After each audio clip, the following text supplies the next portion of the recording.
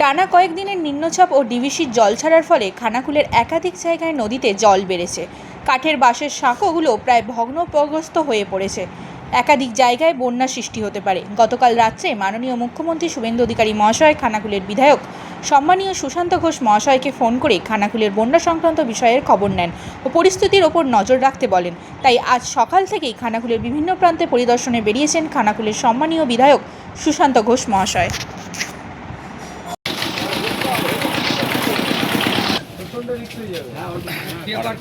রাতে তো মানা করে দিয়ে গেল, রাতে মারা করে দিলাম।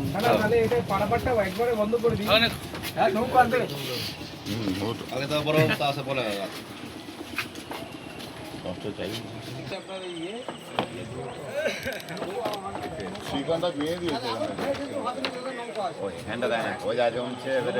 বন্ধ করে দিন, বাচ্চা টাচ্চারা ওদিক ওদিক যাতায়াত করবে, মাঝঘাটে খুব রিস্ক আছে।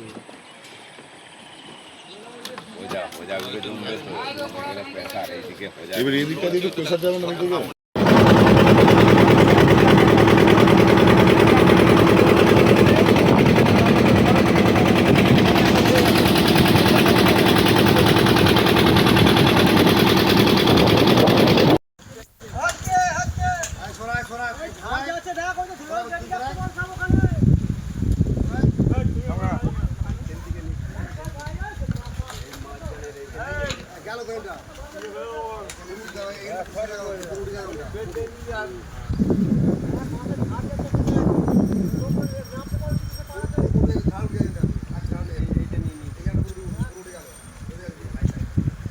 এখন আছি খানাকুল বিধানসভার মারোখানা অঞ্চলে।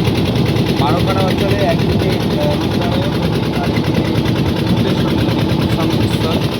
তো আপনারা জানেন অতিবৃষ্টির কারণে আমাদের যেরকম রূপনারায়ণে জল বাড়ছে, ঠিক একই রকমভাবে ডিভিসি ছাড়া জলে ভুবনেশ্বরী নদীতেও জলের চাপ বাড়ছে। তো এখনই আমরা এসেছি, সকাল সকাল এসেছি। আমাদের পঞ্চায়েতের প্রধান রয়েছে, আমাদের এই অঞ্চলের কার্যকর্তারা সবাই ওনাদেরকে নিয়ে আমি এসেছি। এখন নদীর তীরবর্তী এলাকাগুলো পরিদর্শন করছি। মাননীয় মুখ্যমন্ত্রী পুরো বিষয়টির উপরে নজর রেখেছে। মাননীয় মুখ্যমন্ত্রী কালকে রাত্রে ফোন করেছিলেন আমাকে, পুরো বিষয় সম্পর্কে উনি আমাকে জানিয়েছেন এবং তিনি লক্ষ্য নজর রাখতে বলেছেন। তাই মুখ্যমন্ত্রীর নির্দেশে সকাল থেকেই আমি এলাকা পরিদর্শন করছি।